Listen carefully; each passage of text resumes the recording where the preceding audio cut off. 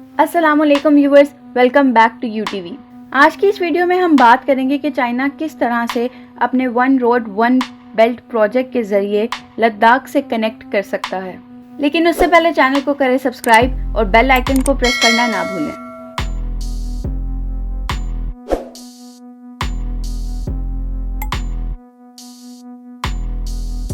China के वजीर आजम ने 2013 में one road one belt project announce किया, जिसके तहत वो अपनी ट्रेडिंग को बढ़ाना चाहते थे और आसान करना चाहते थे। सबसे पहले नज़र डालते हैं कि इस प्रोजेक्ट की डिटेल्स पर। ये तो सब जानते हैं कि अमेरिका इस वक्त एक सुपर पावर है, क्योंकि उसकी एक्सपोर्ट ज़्यादा है और उसका जीडीपी भी ज़्यादा है। लेकिन 2013 में चाइना की एक्सपोर्ट अमेरिका से ज़्यादा हो गई और उसके बावजूद अमेरिका का जीडीपी चाइना से ज़्यादा रहा। इसी वजह से चाइना ने वन रोड वन बेल्ट का आगाज़ किया। चाइना को कुछ भी एक्सपोर्ट करना हो तो वो 3 रूट्स का इस्तेमाल करता है, पैसिफिक लेन, अटलांटिक लेन और इंडियन लेन, जो कि बहुत ही लंबा रूट है, जिसमें चाइना को अगर यूरोप में कोई एक्सपोर्ट करनी हो तो उसके लिए कई दिन यानी कि 2 हफ्ते या कई महीने लग जाते हैं।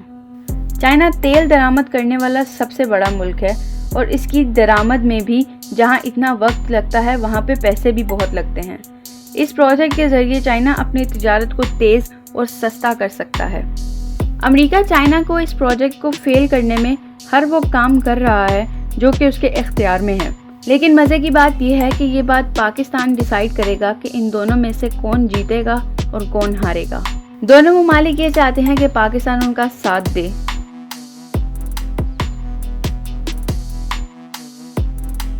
One road one belt project में 2 रास्तों का जिक्र है। एक ज़मीनी रास्ता जिसे सिल्क रोड का नाम दिया गया, एक बहरी रास्ता जिसे इकोनॉमिक बेल्ट का नाम दिया गया। और उनके रूट्स चाइना से कुछ इस तरह से हैं: चाइना से मंगोलिया तक रशिया, उसके बाद चाइना सिटी से उज़्बेकिस्तान से ईरान, तुर्की और फिर जर्मनी, चाइना से बांग्लादेश से होते हुए म्यांमार, चाइना से मलेशिया, चाइना से पाकिस्तान और फिर गवादर पोर्ट तक। इन रूट्स को इकोनॉमिक कॉरिडोर कहा गया। समंदरी रास्ते China, Hong Kong, Mongolia, Myanmar, Bangladesh, Sri Lanka, Maldives, Pakistan, Djibouti, Sudan और केनिया तक जाता है। और यही वजह है कि चाइना इन तमाम जगहों पर दिल खोलकर इन्वेस्ट कर रहा है।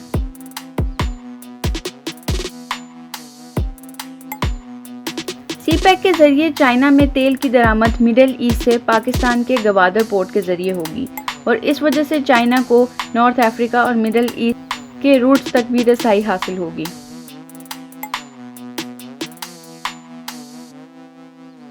और इसी वजह से अमेरिका पाकिस्तान में इतना इंटरेस्टेड है और फिर इंडिया चाहता है कि पाकिस्तान को एक टेररिस्ट स्टेट डिक्लेयर कर दिया जाए ताकि यूनाइटेड स्टेट्स उस पर सैंक्शन लगाए और चाइना पाकिस्तान से सीपैक को उठा ले।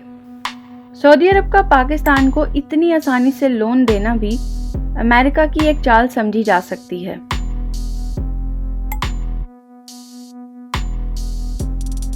अब बात आती है कि चाइना इस प्रोजेक्ट के जरिए से लद्दाख तक कैसे रसाई हासिल कर सकता है, क्योंकि इंडियन मीडिया ने एक खबर ब्रेक की है जिसमें कहा गया है कि चाइना अपनी एक्सेसिबिलिटी बढ़ाने के लिए लद्दाख को इस्तेमाल करेगा, यानी एक तरह से लद्दाख सीपैक का हिस्सा बनेगा।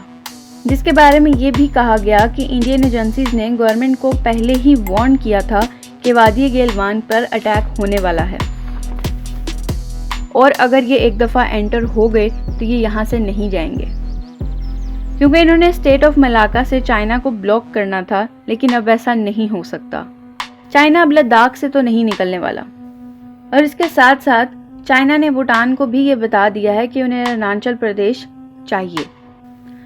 अब असल में एजेंडा ये था कि वो गवादर बलूचिस्तान को इन चीज़ों से बचाए, क्योंकि चाइना अच्छी तरह जानता है कि पाकिस्तान में गद्दारों को किसी भी किस्म की सज़ा नहीं दी जाती, इसलिए उसे ही कुछ करना पड़ेगा। यही वजह है कि सीपैक के ज़रिए बनने वाले रेल ट्रैक्स और दयामीर भाषा डैम्स को चाइना ही सिक्योर और प्रोटेक्ट कर रहा है।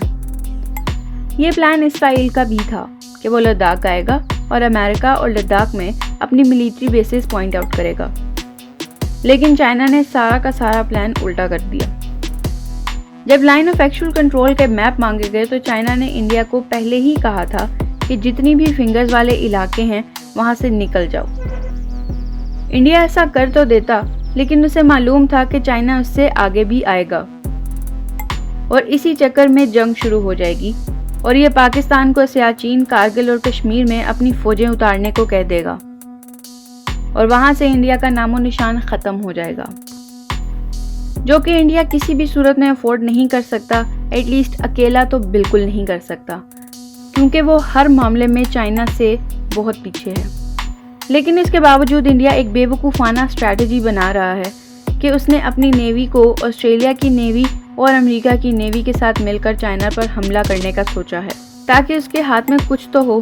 लेकिन इंडिया ये भूल गया है कि चाइना चिकन नेक को किसी भी सूरत में नहीं छोड़ेगा। चाइना इंडिया की 7 स्टेट्स को ज़रूर तोड़ेगा, और वो भी तब जब इंडिया अमेरिका के साथ मिलकर साउथ चाइना सी में चाइना का सामना करेगा, जिसके बाद चाइना के ऑर्डर्स पर पाकिस्तान आर्मी सियाचिन, कश्मीर और तिब्बत वगैरह के इलाकों में अपनी फ़ौज उतारेगी और इंडिया के लिए वो एक बहुत मुश्किल और सख्त वक्त होगा।